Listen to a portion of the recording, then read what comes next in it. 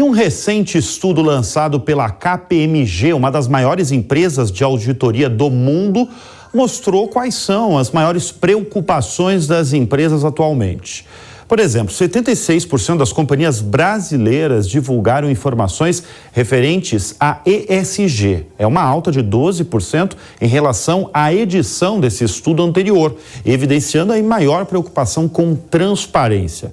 O levantamento teve como base dados de 282 companhias abertas no Brasil.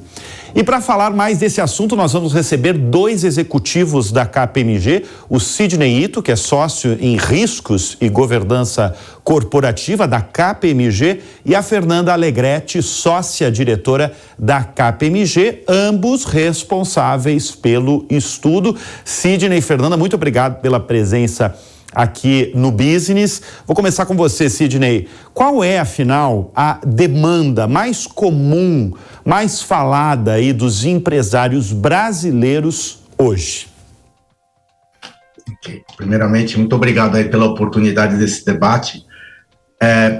Eu vejo que é muito importante, primeiro, nós repararmos a questão de que um empresário brasileiro, né, o gestor do negócio, aquele que está no dia a dia do negócio, ele tem, dentre as suas responsabilidades de ter um bom produto, um bom negócio, uma boa estratégia, é atender às expectativas dos chamados stakeholders. Então, o que são os stakeholders? São os consumidores, os clientes, os próprios fornecedores, o mercado de uma forma geral, órgão regulador, ou seja, todos aqueles que são interessados na empresa, ou seja, atender da melhor forma possível em termos de visibilidade, imagem da empresa, qualidade do produto, do serviço ou do próprio negócio e ter um futuro promissor para o próprio negócio. E, ao mesmo tempo, ele tem que atender às expectativas do chamado shareholder, que é o dono da empresa, que é o acionista, que é o investidor, que é o aspecto do lucro. Então, hoje a maior demanda do empresário realmente é conseguir o melhor equilíbrio possível nesse sentido, melhor produto, melhor negócio, melhor serviço e, obviamente, trazendo a rentabilidade, a lucratividade, né, o retorno do investimento que se espera desses investimentos no negócio. Agora, deixa eu chamar a Fernanda, que é para a nossa conversa. Fernanda, se fala muito hoje em dia, e no estudo mostra isso, sobre governança corporativa e a importância dela para todas as empresas. Por que, afinal, esse termo governança corporativa é tão importante para qualquer empresa hoje? Bruno, assim, bem objetivamente, primeiramente também, né, obrigada aí pelo convite, mas sendo bem objetiva na resposta, pela perenidade da empresa, tá? A governança engloba uma série de temas, né? Então vai desde cybersecurity até ESG, vai passar por diversos temas. Eu diria que quase tudo hoje está relacionado à governança corporativa numa empresa. E para boa gestão e para a perenidade do negócio, é imprescindível que uma empresa tenha uma boa governança corporativa, né? Então eu acho que aqui da parte da KPMG, esse estudo que você mencionou e que a gente está debatendo aqui no programa hoje, ele existe há 18 anos, então a gente consegue acompanhar a evolução da governança corporativa nas empresas abertas no Brasil há 18 anos. Então a gente consegue justamente ver quais indicadores que melhoraram, quais são aqueles que ainda exigem alguma atenção do mercado e dos stakeholders, como o Ito mencionou, mas a gente vê que há a importância da governança e a atenção que as empresas e que a sociedade como um todo está dando para a governança corporativa vem aumentando ano a ano. Agora, um dos pontos também, saíram vários pontos aí, fatores de risco aí pelas empresas. Tem dois que me chamaram a atenção e gostaria que vocês comentassem. Um era condições políticas, econômicas e de mercados. Apareceu isso no estudo de vocês, que é uma preocupação, um dos principais fatores de preocupação entre os empresários e empresas brasileiras. E o outro são riscos de segurança cibernética. Vou começar aí pela segurança cibernética, que é um tema muito relevante hoje. Como é que as instituições privadas, vou falar aí de um banco, que todos os bancos, a gente recebe presidente de bancos aqui nos programas da Jovem Pan, todos falam que estão muito preocupados. Então, desde um banco até uma varejista, como é que essas instituições privadas, elas têm se mobilizado e, na verdade, trabalhado aí para garantir a segurança dos clientes? E, claro, da companhia também, porque elas têm milhares de dados, milhões de dados dos clientes, mas como é que elas estão trabalhando em relação a essa segurança? Bom, pode começar, pode falar. Depois a Fernanda complementa. A questão de segurança cibernética, ela tem, assim, todo um sentido de que o risco, ele é crescente, da seguinte forma. No primeiro momento, se preocupavam em discutir o risco da segurança cibernética como uma questão de risco pessoa física, que passou para ser um risco de pessoa jurídica, para se passar a ser um risco institucional de governos e de países de uma forma geral, né? Então, ou seja, ele foi de um crescente. E dentro desse crescente, hoje, o que se discute, antigamente era como me defender para não ser atacado. Hoje as empresas discutem de forma diferente. Aqui, eu sei que serei atacado, mas como eu faço para saber que estou sendo atacado e consigo endereçar esse ataque para ter o menor prejuízo possível?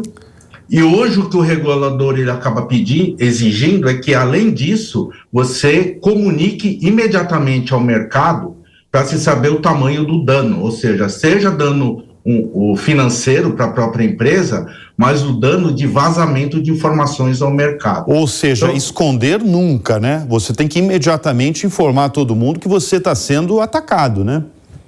Exatamente. Só para você ter uma ideia, o órgão regulador norte-americano, hoje, ele exige que todas as empresas abertas, no momento que ela souber que está sofrendo um ataque, e ele for material, for significativo, como eu falei, seja financeiramente ou de dano de vazamento de informações, a empresa tem até 4 dias para divulgar isso ao mercado. Tá. E o que está acontecendo hoje é que o Brasil está indo no mesmo caminho, né, nesse propósito. É isso que eu ia perguntar, Sidney, porque você citou um exemplo de regulação fora do Brasil.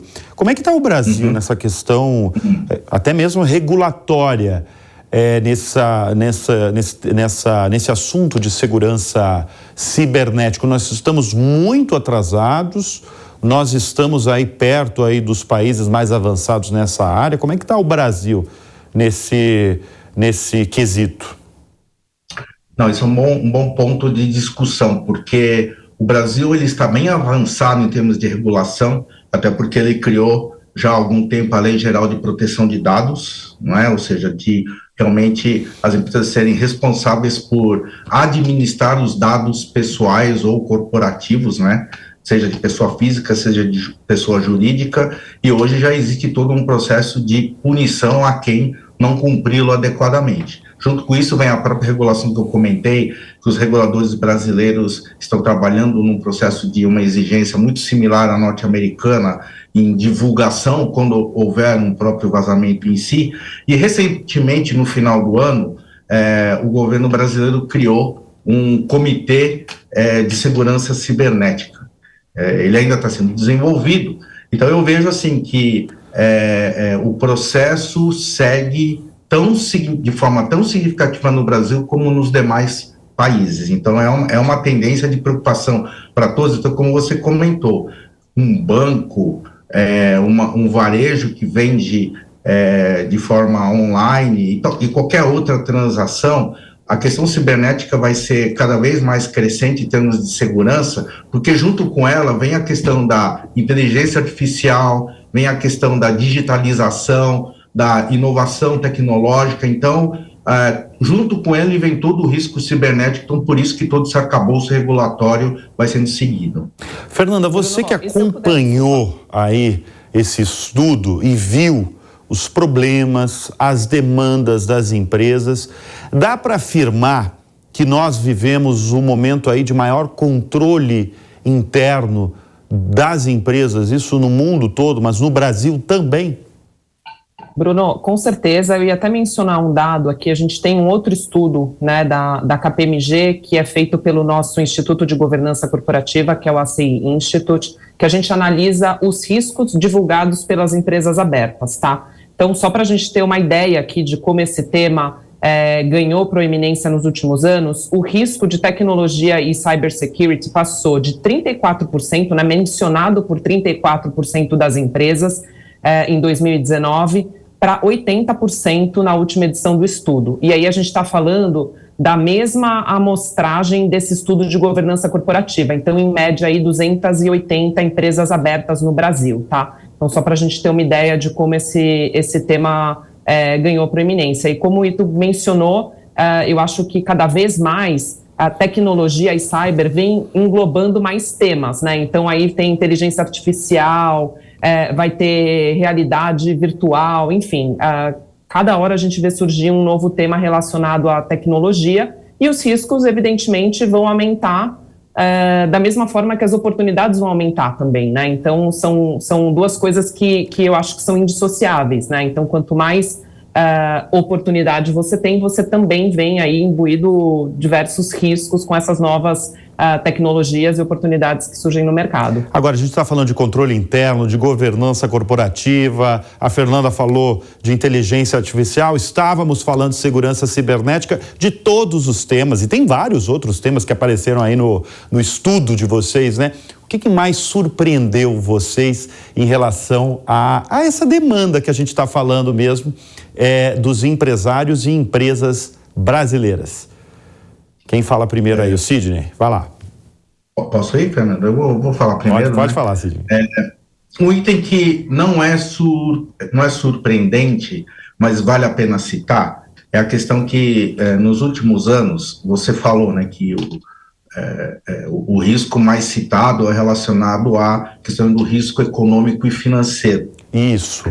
Onde eu quero citar é que o segundo, normalmente, é o risco regulatório, tá? E por que eu tô falando deles?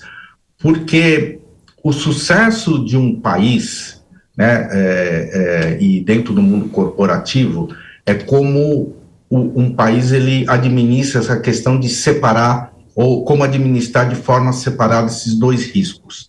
Então, vou dar o seguinte exemplo. No Brasil, muito se discute sobre o Banco Central administrar a taxa de juros, né, totalmente desatrelado do próprio governo. Por que isso é importante? Porque os países trabalham dessa forma. Porque há uma tendência que quando você tem um risco econômico e financeiro latente, ou ele ser crescente, há uma tendência de você criar regras regulatórias para endereçar esse risco. E às vezes as regras regulatórias elas podem resolver uma situação de curto prazo, mas trazer um risco muito maior de longo prazo para a própria instituição ou para o próprio país. Então, por isso que, voltando ao exemplo do Banco Central, faz-se essa separação, que o Banco Central seja independente. Por quê? Porque ele administra a taxa de juros em cima de perspectivas de longo prazo, para que não se crie regulações ou regras para se resolver questões de curto prazo. Então, por isso que esses dois riscos, eles sempre aparecem de forma significativa, mas, de certa forma, ele dá uma certa tranquilidade ao empresário brasileiro por causa dessa separação. Fernanda, bem rapidinho, o que mais surpreendeu aí de todos os pontos?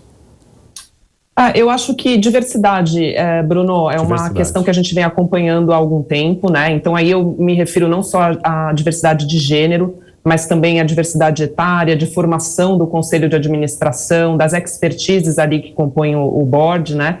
Então, inicialmente, quando a gente começou a ver a diversidade no conselho, ela estava crescendo muito vagarosamente ao longo dos anos. E nas últimas edições do estudo, a gente viu que a composição do conselho começou a ter mais diversidade num ritmo mais rápido. Bom, nós conversamos com Fernanda Alegretti e Sidney Ito, dois executivos da KPMG e que fizeram um estudo muito recente aí, mostrando aí as maiores demandas do empresariado brasileiro. Fernanda e Sidney, muito obrigado. Obrigada a você, Bruno.